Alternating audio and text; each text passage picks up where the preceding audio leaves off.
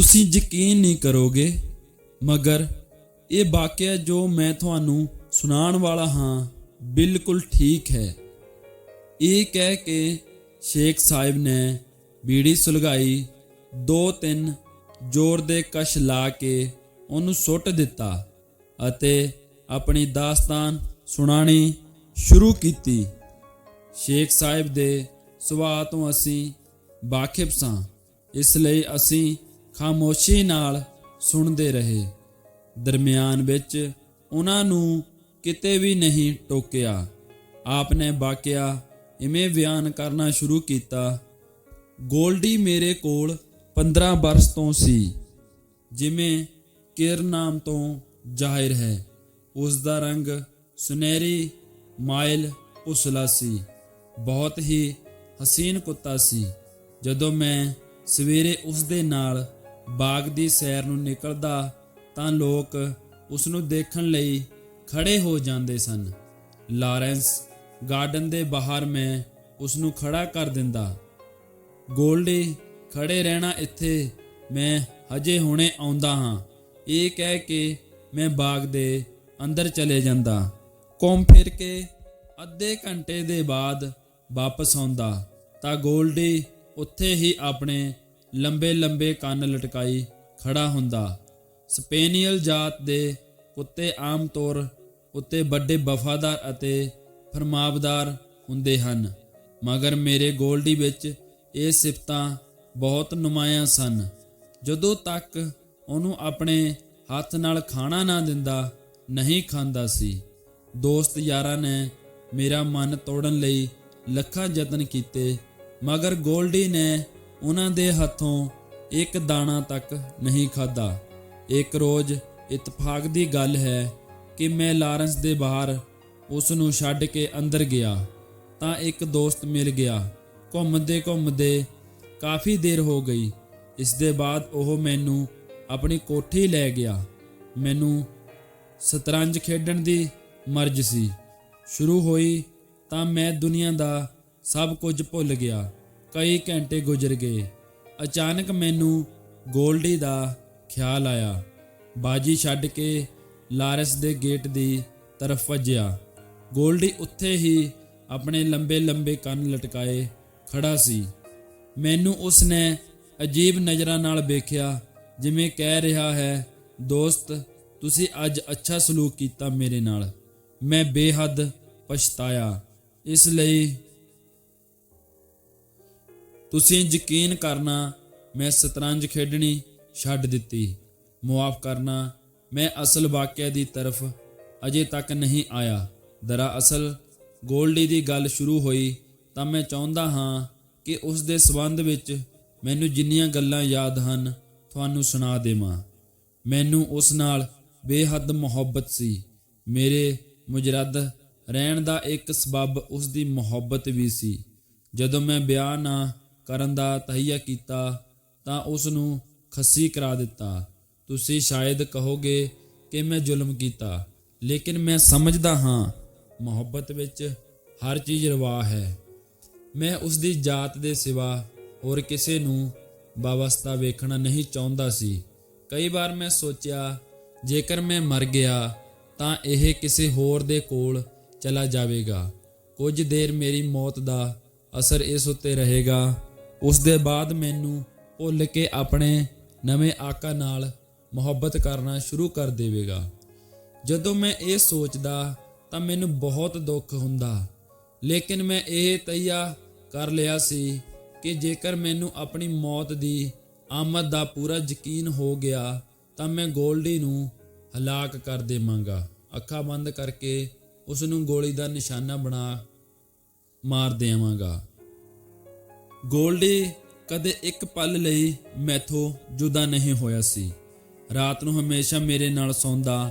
ਮੇਰੀ ਤਨਹਾ ਜ਼ਿੰਦਗੀ ਵਿੱਚ ਉਹ ਇੱਕ ਰੋਸ਼ਨੀ ਸੀ। ਮੇਰੀ ਬੇਹੱਦ ਫਿੱਕੀ ਜ਼ਿੰਦਗੀ ਵਿੱਚ ਉਸ ਦਾ ਵਜੂਦ ਇੱਕ ਸ਼ਿਰਨੀ ਸੀ। ਉਸ ਨਾਲ ਮੇਰੀ ਗੈਰ ਮਾਮੂਲੀ ਮੁਹੱਬਤ ਵੇਖ ਕੇ ਕਈ ਦੋਸਤ ਮਜ਼ਾਕ ਉਡਾਉਂਦੇ ਸਨ। ਸ਼ੇਖ ਸਾਹਿਬ, ਗੋਲਡੀ ਕੁੱਤੀ ਹੁੰਦੀ ਤਾਂ ਤੁਸੀਂ ਜ਼ਰੂਰ ਉਸ ਨਾਲ ਸ਼ਾਦੀ ਕਰ ਲਈ ਹੁੰਦੀ। ਇੰਜ ਹੀ ਕਈ ਹੋਰ ਫਿਕਰੇ ਕੱਸੇ ਜਾਂਦੇ। ਲੇਕਿਨ ਮੈਂ ਮੁਸਕਰਾ ਦਿੰਦਾ। ਗੋਲਡੀ ਬਹੁਤ ਜ਼ਹੀਨ ਸੀ। ਉਸ ਦੇ ਸੰਬੰਧ ਵਿੱਚ ਜਦੋਂ ਕੋਈ ਗੱਲ ਹੋਈ ਹੁੰਦੀ ਤਾਂ ਫੌਰਨ ਉਸ ਦੇ ਕੰਨ ਖੜੇ ਹੋ ਜਾਂਦੇ ਸਨ। ਮੇਰੇ ਹਲਕੇ ਤੋਂ ਹਲਕੇ ਇਸ਼ਾਰੇ ਨੂੰ ਵੀ ਉਹ ਸਮਝ ਲੈਂਦਾ ਸੀ। ਮੇਰੇ ਮੂਡ ਦੇ ਸਾਰੇ ਉਤਾਰ ਚੜਾਓ ਉਸ ਨੂੰ ਪਤਾ ਹੁੰਦੇ। ਜੇਕਰ ਕਿਸੇ ਵਜ੍ਹਾ ਨਾਲ ਰੰਜੀਦਾ ਹੁੰਦਾ ਤਾਂ ਉਹ ਮੇਰੇ ਨਾਲ ਚੋਲਾ ਸ਼ੁਰੂ ਕਰ ਦਿੰਦਾ। ਮੈਨੂੰ ਖੁਸ਼ ਕਰਨ ਲਈ ਹਰ ਮੁਮਕਿਨ ਕੋਸ਼ਿਸ਼ ਕਰਦਾ। ਅਜੇ ਉਸਨੇ ਟੰਗ ਉਠਾ ਕੇ ਪਿਸ਼ਾਬ ਕਰਨਾ ਨਹੀਂ ਸਿੱਖਿਆ ਸੀ, ਯਾਨੀ ਹਜੇ ਨਿਆਣਾ ਸੀ ਕਿ ਉਸਨੇ ਇੱਕ ਬਰਤਨ ਨੂੰ ਜੋ ਕਿ ਖਾਲੀ ਸੀ ਥੂਥਣੀ ਵਧਾ ਕੇ ਸੁੰਘਿਆ। ਮੈਂ ਉਸਨੂੰ ਝਿੜਕਿਆ ਤਾਂ ਦਮ ਦਬਾ ਕੇ ਉੱਥੇ ਹੀ ਬੈਠ ਗਿਆ। ਪਹਿਲਾਂ ਉਸਦੇ ਚਿਹਰੇ ਉੱਤੇ ਹੈਰਤ ਜਿਹੀ ਪੈਦਾ ਹੋਈ ਸੀ ਕਿ ਹਾਂ, ਇਹ ਮੈਥੋਂ ਕੀ ਹੋ ਗਿਆ। ਪਹਿਲਾਂ ਉਸਦੇ ਚਿਹਰੇ ਉੱਤੇ ਹੈਰਤ ਜਿਹੀ ਪੈਦਾ ਹੋਈ ਸੀ ਕਿ ਹਾਂ, ਇਹ ਮੈਥੋਂ ਕੀ ਹੋ ਗਿਆ। ਦੇਰ ਤੱਕ ਗਰਦਨ ਸੁੱਟੀ ਬੈਠਾ ਰਿਹਾ, ਜਿਵੇਂ ਨਦਾਮਤ ਦੇ ਸਮੁੰਦਰ ਵਿੱਚ ਗਰਕ ਹੋਵੇ। ਮੈਂ ਉੱਠ ਕੇ ਉਸ ਨੂੰ ਗੋਦ ਵਿੱਚ ਲਿਆ, ਪਿਆਰਿਆ, ਪੁਚਕਾਰਿਆ। ਬੜੀ ਦੇਰ ਦੇ ਬਾਅਦ ਜਾ ਕੇ ਉਸ ਦੀ ਦੁਮ ਹਿਲੀ। ਮੈਨੂੰ ਬਹੁਤ ਤਰਸ ਆਇਆ ਕਿ ਮੈਂ ਖਾਮਖਾ ਉਸ ਨੂੰ ਡਾਂਟਿਆ, ਕਿਉਂਕਿ ਉਸ ਰੋਜ਼ ਰਾਤ ਨੂੰ ਗਰੀਬ ਨੇ ਖਾਣ ਨੂੰ ਮੂੰਹ ਨਹੀਂ ਲਗਾਇਆ। ਉਹ ਬਹੁਤ ਸੰਵੇਦਨਸ਼ੀਲ ਕੁੱਤਾ ਸੀ। ਮੈਂ ਬਹੁਤ ਬੇਪਰਵਾਹ ਆਦਮੀ ਹਾਂ। ਮੇਰੀ ਗਫਲਤ ਨਾਲ ਉਸ ਨੂੰ ਇੱਕ ਵਾਰ ਨਮੋਨੀਆ ਹੋ ਗਿਆ। ਮੇਰੇ ਹੋਸ਼ ਉੱਡ ਗਏ। ਡਾਕਟਰਾਂ ਦੇ ਕੋਲ ਭੱਜਿਆ। ਇਲਾਜ ਸ਼ੁਰੂ ਹੋਇਆ, ਮਗਰ ਅਸਰ ਨਦਰਦ। ਲਗਾਤਾਰ 7 ਰਾਤਾਂ ਜਾਗਦਾ ਰਿਹਾ। ਉਸ ਨੂੰ ਬਹੁਤ ਤਕਲੀਫ ਸੀ। ਸਾਹ ਬੜੀ ਮੁਸ਼ਕਲ ਨਾਲ ਆਉਂਦਾ ਸੀ।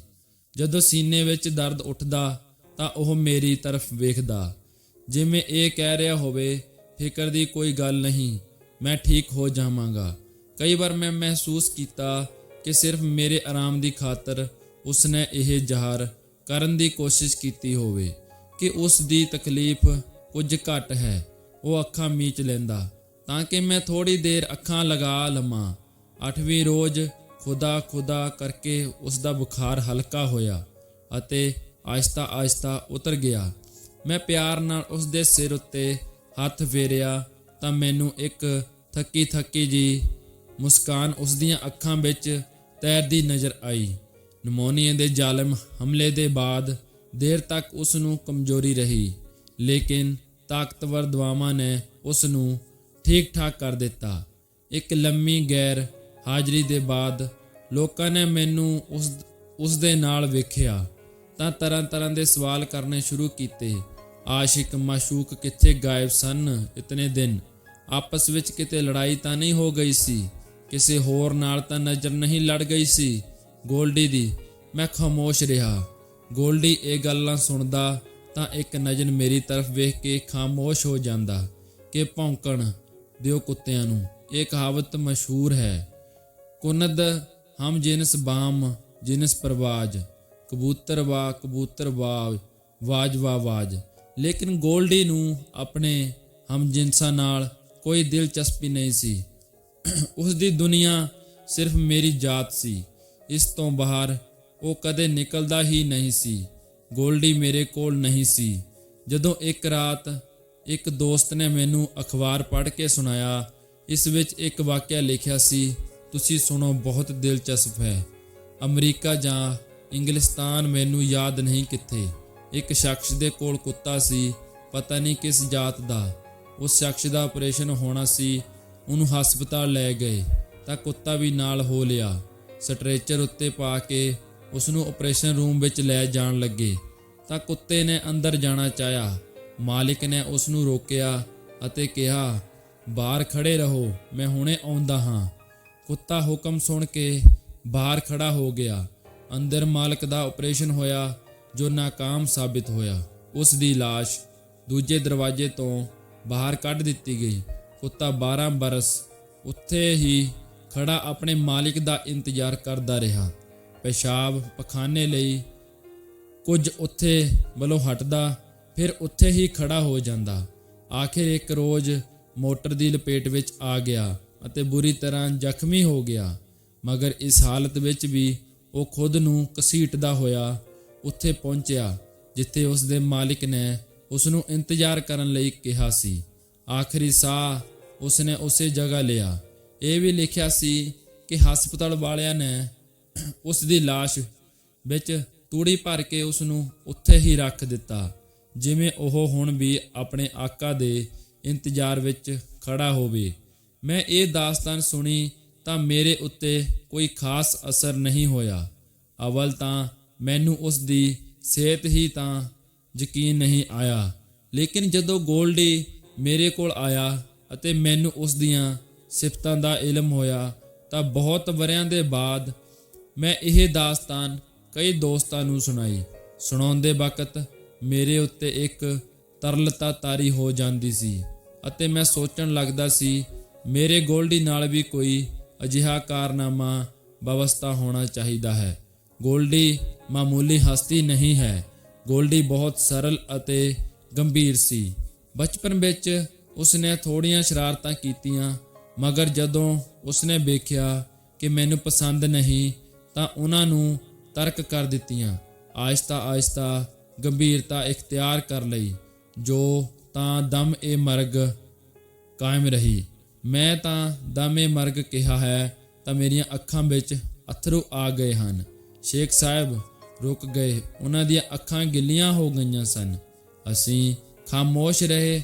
ਥੋੜ੍ਹੇ ਅਰਸੇ ਦੇ ਬਾਅਦ ਉਹਨਾਂ ਨੇ ਰੁਮਾਲ ਕੱਢ ਕੇ ਆਪਣੇ ਅੱਥਰੂ ਪੂੰਝੇ ਅਤੇ ਕਹਿਣਾ ਸ਼ੁਰੂ ਕੀਤਾ, ਇਹੀ ਮੇਰੀ ਜ਼ਿਆਦਤੀ ਹੈ ਕਿ ਮੈਂ ਜਿੰਦਾ ਹਾਂ, ਲੇਕਿਨ ਸ਼ਾਇਦ ਇਸ ਲਈ ਜਿੰਦਾ ਹਾਂ ਕਿ ਇਨਸਾਨ ਹਾਂ। ਮਰ ਜਾਂਦਾ ਤਾਂ ਸ਼ਾਇਦ ਗੋਲਡੀ ਦੀ ਤੋਹੀਨ ਹੁੰਦੀ। ਜਦੋਂ ਉਹ ਮਰਿਆ ਤਾਂ ਰੋ ਰੋ ਕੇ ਮੇਰਾ ਬੁਰਾ ਹਾਲ ਸੀ, ਲੇਕਿਨ ਉਹ ਮਰਿਆ ਨਹੀਂ ਸੀ। ਮੈਂ ਉਸ ਨੂੰ ਮਰਵਾ ਦਿੱਤਾ ਸੀ, ਇਸ ਲਈ ਨਹੀਂ ਕਿ ਮੈਨੂੰ ਆਪਣੀ ਮੌਤ ਦੀ ਆਮਦ ਦਾ ਯਕੀਨ ਹੋ ਗਿਆ ਸੀ। ਉਹ ਪਾਗਲ ਹੋ ਗਿਆ ਸੀ। ਅਜਿਹਾ ਪਾਗਲ ਨਹੀਂ ਜਿਵੇਂ ਕਿ ਆਮ ਪਾਗਲ ਕੁੱਤੇ ਹੁੰਦੇ ਹਨ। ਉਸ ਦੇ ਮਰਜ਼ ਦਾ ਕੁਝ ਪਤਾ ਹੀ ਨਹੀਂ ਚੱਲਦਾ ਸੀ। ਉਸ ਨੂੰ ਸਖਤ ਤਕਲੀਫ ਸੀ, ਜਾਣ ਕਿ ਵਰਗਾ ਆਲਮ ਉਸ ਉੱਤੇ ਤਾਰੀ ਸੀ। ਡਾਕਟਰਾਂ ਨੇ ਕਿਹਾ ਇਸ ਦਾ ਵਾਹਿਦ ਇਲਾਜ ਇਹੀ ਹੈ ਕਿ ਇਸ ਨੂੰ ਮਰਵਾ ਦਿਓ। ਮੈਂ ਪਹਿਲਾਂ ਸੋਚਿਆ ਨਹੀਂ, ਲੇਕਿਨ ਉਹ ਜਿਸ ਅਜੀਤ ਵਿੱਚ ਗ੍ਰਿਫਤਾਰ ਸੀ ਮੈਥੋਂ ਵੇਖੀ ਨਹੀਂ ਜਾਂਦੀ ਸੀ।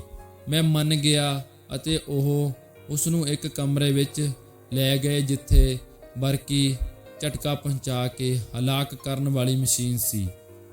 ਮੈਂ ਹਜੇ ਆਪਣੇ ਤੁੱਛ ਅਜਿਹੇ ਦਿਮਾਗ ਵਿੱਚ ਚੰਗੀ ਤਰ੍ਹਾਂ ਕੁਝ ਸੋਚ ਵੀ ਨਹੀਂ ਸਕਿਆ ਸੀ ਕਿ ਉਹ ਉਸ ਦੀ ਲਾਸ਼ ਲੈ ਆਏ। ਮੇਰੇ ਗੋਲਡੀ ਦੀ ਲਾਸ਼ ਜਦੋਂ ਮੈਂ ਉਸ ਨੂੰ ਆਪਣੀਆਂ ਬਾਹਾਂ ਵਿੱਚ ਚੁੱਕਿਆ ਤਾਂ ਮੇਰੇ ਅੱਥਰੂ ਟੱਪ-ਟੱਪ ਉਸ ਦੇ ਸੁਨਹਿਰੇ ਵਾਲਾਂ ਉੱਤੇ ਡਿੱਗਣ ਲੱਗੇ, ਜੋ ਪਹਿਲਾਂ ਕਦੇ ਗਰਦ ਆਲੂਦ ਨਹੀਂ ਹੋਏ ਸਨ। ਟਾਂਗੇ ਵਿੱਚ ਉਸ ਨੂੰ ਘਰ ਲਿਆਇਆ। ਦੇਰ ਤੱਕ ਉਸ ਨੂੰ ਵੇਖਿਆ ਕਿ 15 ਸਾਲ ਦੀ ਦੋਸਤੀ ਦੀ ਲਾਸ਼ ਮੇਰੇ ਬਿਸਤਰ ਉੱਤੇ ਪਈ ਸੀ। ਕੁਰਬਾਨੀ ਦਾ ਮੁਜੱਸਾ ਟੁੱਟ ਗਿਆ ਸੀ। ਮੈਂ ਉਸ ਨੂੰ ਨਹਾਇਆ, ਕਫਨ ਪਾਇਆ। ਬਹੁਤ ਦੇਰ ਤੱਕ ਸੋਚਦਾ ਰਿਹਾ ਕਿ ਹੁਣ ਕੀ ਕਰਾਂ। ਜ਼ਮੀਨ ਵਿੱਚ ਦਫਨ ਕਰਾਂ ਜਾਂ ਜਲਾ ਦੇਵਾਂ। ਜ਼ਮੀਨ ਵਿੱਚ ਦਫਨ ਕਰਦਾ ਤਾਂ ਉਸ ਦੀ ਮੌਤ ਦਾ ਇੱਕ ਨਿਸ਼ਾਨ ਰਹਿ ਜਾਂਦਾ। ਇਹ ਮੈਨੂੰ ਪਸੰਦ ਨਹੀਂ ਸੀ। ਪਤਾ ਨਹੀਂ ਕਿਉਂ। ਇਹ ਵੀ ਪਤਾ ਨਹੀਂ ਕਿ ਮੈਂ ਕਿਉਂ ਉਸ ਨੂੰ ਦਰਿਆ ਵਿੱਚ ਗਰਕ ਕਰਨਾ ਚਾਹਿਆ। ਮੈਂ ਇਸ ਦੇ ਸੰਬੰਧ ਵਿੱਚ ਹੁਣ ਵੀ ਕਈ ਵਾਰ ਸੋਚਿਆ ਹੈ, ਮਗਰ ਮੈਨੂੰ ਕੋਈ ਜਵਾਬ ਨਹੀਂ ਮਿਲਿਆ।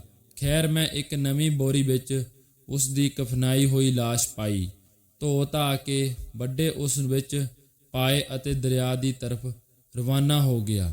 ਜਦੋਂ ਬੇੜੀ ਦਰਿਆ ਦੇ ਦਰਮਿਆਨ ਪਹੁੰਚੀ ਅਤੇ ਮੈਂ ਬੋਰੀ ਦੀ ਤਰਫ ਵੇਖਿਆ ਤਾਂ ਗੋਲਡੀ ਨਾਲ 15 ਵਰਸ ਦੀ ਦੋਸਤੀ ਅਤੇ ਮੁਹੱਬਤ ਇੱਕ ਬਹੁਤ ਹੀ ਤੇਜ਼ ਤਲਖੀ ਬਣ ਕੇ ਮੇਰੇ ਹਲਕ ਵਿੱਚ ਅਟਕ ਗਈ। ਮੈਂ ਹੁਣ ਜ਼ਿਆਦਾ ਦੇਰ ਕਰਨਾ ਮੁਨਾਸਿਬ ਨਾ ਸਮਝਿਆ। ਕੰਬਦੇ ਹੱਥਾਂ ਨਾਲ ਬੋਰੀ ਚੁੱਕੀ ਅਤੇ ਦਰਿਆ ਵਿੱਚ ਸੁੱਟ ਦਿੱਤੀ। ਵਗਦੇ ਹੋਏ ਪਾਣੀ ਦੀ ਚਾਦਰ ਉੱਤੇ ਕੁਝ ਬੁਲਬੁਲੇ ਉੱਠੇ ਅਤੇ ਹਵਾ ਵਿੱਚ ਹੱਲ ਹੋ ਗਏ। ਬੇੜੀ ਵਾਪਸ ਸਾਲ ਉੱਤੇ ਆਈ। ਮੈਂ ਉਤਰ ਕੇ ਦੇਰ ਤੱਕ ਉਸ ਤਰਫ ਵੇਖਦਾ ਰਿਹਾ ਜਿੱਥੇ ਮੈਂ ਗੋਲਡੀ ਨੂੰ ਪਾਣੀ ਵਿੱਚ ਗਰਕ ਕੀਤਾ ਸੀ। ਸ਼ਾਮ ਦਾ ਧੁੰਦਲਕਾ ਛਾਇਆ ਹੋਇਆ ਸੀ। ਪਾਣੀ ਬੜੀ ਖਾਮੋਸ਼ੀ ਨਾਲ ਵਗ ਰਿਹਾ ਸੀ, ਜਿਵੇਂ ਉਹ ਗੋਲਡੀ ਨੂੰ ਆਪਣੀ ਗੋਦ ਵਿੱਚ ਸੁਲਾ ਰਿਹਾ ਹੋਵੇ। ਇਹ ਕਹਿ ਕੇ ਸ਼ੇਖ ਸਾਹਿਬ ਖਾਮੋਸ਼ ਹੋ ਗਏ। ਕੁਝ ਲੰਮਿਆਂ ਦੇ ਬਾਅਦ ਸਾਡੇ ਵਿੱਚੋਂ ਇੱਕ ਨੇ ਉਹਨਾਂ ਕੋਲ ਪੁੱਛਿਆ, ਲੇਕਿਨ ਸ਼ੇਖ ਸਾਹਿਬ, ਤੁਸੀਂ ਤਾਂ ਖਾਸ ਵਾਕਿਆ ਸੁਣਾਉਣ ਵਾਲੇ ਸੀ। ਸ਼ੇਖ ਸਾਹਿਬ ਚੌਂਕੋ, ਉਹ ਮਾफ़ ਕਰਿਓ। ਔਰ ਨਾ, ਮੈਂ ਆਪਣੀ ਰੋਮ ਵਿੱਚ ਪਤਾ ਨਹੀਂ ਕਿੱਥੋਂ ਕਿੱਥੇ ਪਹੁੰਚ ਗਿਆ। ਵਾਕਿਆ ਇਹ ਸੀ ਕਿ ਮੈਂ ਹੁਣ ਅਰਜ਼ ਕਰਦਾ ਹਾਂ, 15 ਬਰਸ ਹੋ ਗਏ ਸਨ ਸਾਡੀ ਦੋਸਤੀ ਨੂੰ।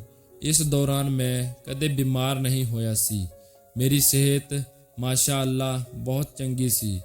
ਲੇਕਿਨ ਜਿਸ ਦਿਨ ਮੈਂ ਗੋਲਡੀ ਦੀ 15ਵੀਂ ਵਰ੍ਹੇਗੰਢ ਮਨਾਈ, ਉਸ ਦੇ ਦੂਜੇ ਦਿਨ ਮੈਂ ਹੱਡ ਭੰਨਣੀ ਮਹਿਸੂਸ ਕੀਤੀ। ਸ਼ਾਮ ਨੂੰ ਇਹ ਹੱਡ ਭੰਨਣੀ ਤੇਜ਼ ਬੁਖਾਰ ਵਿੱਚ ਤਬਦੀਲ ਹੋ ਗਈ। ਰਾਤ ਨੂੰ ਸਖਤ ਬੇਚੈਨ ਰਿਹਾ। ਗੋਲਡੀ ਜਾਗਦਾ ਰਿਹਾ, ਇੱਕ ਅੱਖ ਬੰਦ ਕਰਕੇ ਦੂਜੀ ਅੱਖ ਨਾਲ ਮੈਨੂੰ ਵੇਖਦਾ ਰਿਹਾ। ਪਲੰਘ ਤੋਂ ਉਤਰ ਕੇ ਹੇਠਾਂ ਜਾਂਦਾ, ਫਿਰ ਆ ਕੇ ਬੈਠ ਜਾਂਦਾ। ਜ਼ਿਆਦਾ ਉਮਰ ਹੋ ਜਾਣ ਦੇ ਸਬਬ ਉਸ ਦੀ ਨਿਗਾਹ ਅਤੇ ਸੁਣਨ ਸ਼ਕਤੀ ਕਮਜ਼ੋਰ ਹੋ ਗਈ ਸੀ।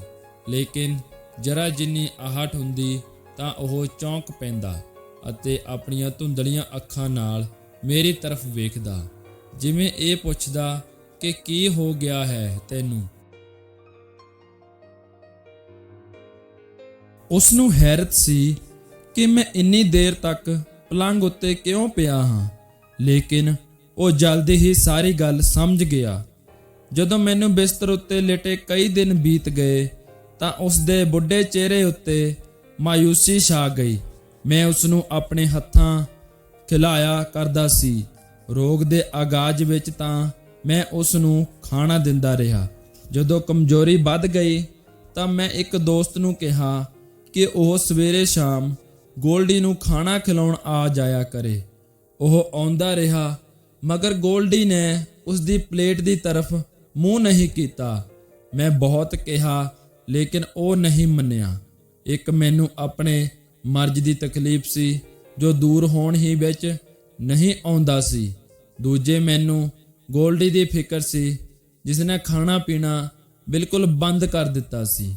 ਹੁਣ ਉਸ ਨੇ ਪਲੰਘ ਉੱਤੇ ਬੈਠਣਾ ਵੀ ਛੱਡ ਦਿੱਤਾ। ਸਾਹਮਣੇ ਦੀਵਾਰ ਦੇ ਕੋਲ ਸਾਰਾ ਦਿਨ ਅਤੇ ਸਾਰੀ ਰਾਤ ਖਾਮੋਸ਼ ਬੈਠਾ ਆਪਣੀਆਂ ਧੁੰਦਲੀਆਂ ਅੱਖਾਂ ਨਾਲ ਮੈਨੂੰ ਵੇਖਦਾ ਰਹਿੰਦਾ। ਇਸ ਨਾਲ ਮੈਨੂੰ ਹੋਰ ਵੀ ਦੁੱਖ ਹੋਇਆ।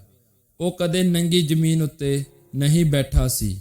ਮੈਂ ਉਸ ਨੂੰ ਬਹੁਤ ਕਿਹਾ, ਲੇਕਿਨ ਉਹ ਨਹੀਂ ਮੰਨਿਆ। ਉਹ ਬਹੁਤ ਜ਼ਿਆਦਾ ਖਾਮੋਸ਼ ਹੋ ਗਿਆ ਸੀ।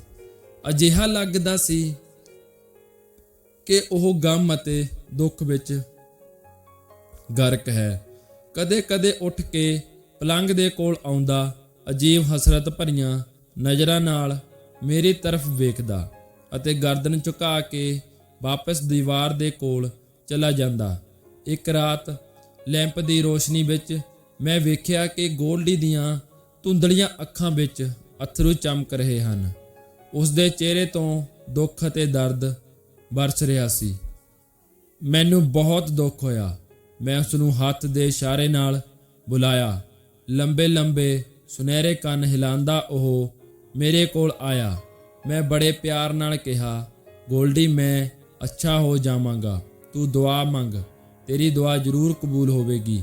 ਇਹ ਸੁਣ ਕੇ ਉਸਨੇ ਬੜੀਆਂ ਉਦਾਸ ਅੱਖਾਂ ਨਾਲ ਮੈਨੂੰ ਵੇਖਿਆ, ਫਿਰ ਸਿਰ ਉੱਪਰ ਉਠਾ ਕੇ ਛੱਤ ਦੀ ਤਰਫ ਦੇਖਣ ਲੱਗਾ, ਜਿਵੇਂ ਦੁਆ ਮੰਗ ਰਿਹਾ ਹੋਵੇ।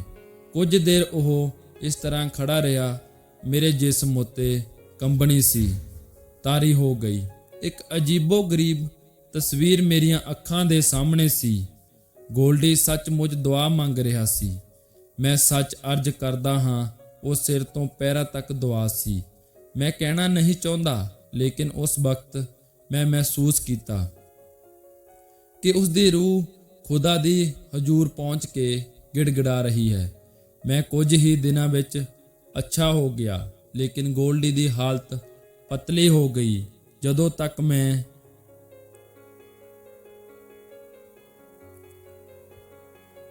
ਤੱਕ ਮੈਂ ਬਿਸਤਰ ਉੱਤੇ ਸੀ, ਉਹ ਅੱਖਾਂ ਬੰਦ ਕੀਤੇ ਦੀਵਾਰ ਦੇ ਨਾਲ ਖਾਮੋਸ਼ ਬੈਠਾ ਰਿਹਾ। ਮੈਂ ਹਿੱਲਣ ਜੁਲਣ ਦੇ ਕਾਬਿਲ ਹੋਇਆ ਤਾਂ ਮੈਂ ਉਹਨੂੰ ਖਿਲਾਉਣਾ ਪਿਲਾਉਣ ਦੀ ਕੋਸ਼ਿਸ਼ ਕੀਤੀ, ਮਗਰ ਬੇਸੂਦ ਉਸ ਨੂੰ ਹੁਣ ਕਿਸੇ ਚੀਜ਼ ਦੀ ਦਿਲਚਸਪੀ ਨਹੀਂ ਸੀ। ਦੁਆ ਮੰਗਣ ਦੇ ਬਾਅਦ ਜਿਵੇਂ ਉਸ ਦੀ ਸਾਰੀ ਤਾਕਤ ਚਲੀ ਗਈ ਸੀ।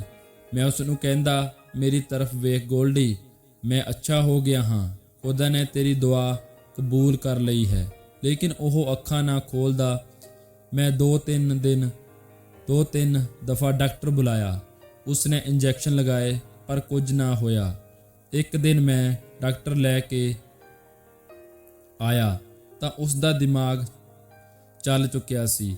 ਮੈਂ ਉਠਾ ਕੇ ਉਸ ਨੂੰ ਵੱਡੇ ਡਾਕਟਰ ਦੇ ਕੋਲ ਲੈ ਗਿਆ ਅਤੇ ਉਸ ਨੂੰ ਬਿਜਲੀ ਦੇ ਝਟਕੇ ਨਾਲ ਹਲਾਕ ਕਰਾ ਦਿੱਤਾ। ਮੈਨੂੰ ਪਤਾ ਨਹੀਂ ਬਾਬਰ ਅਤੇ ਹਮਾਜੂ ਵਾਲਾ ਕਿੱਸਾ ਕਿੱਥੇ ਤੱਕ ਸਹੀ ਹੈ, ਲੇਕਿਨ ਇਹ ਵਾਕਿਆ ਅੱਖਰ ਦਰੁਸਤ ਹੈ।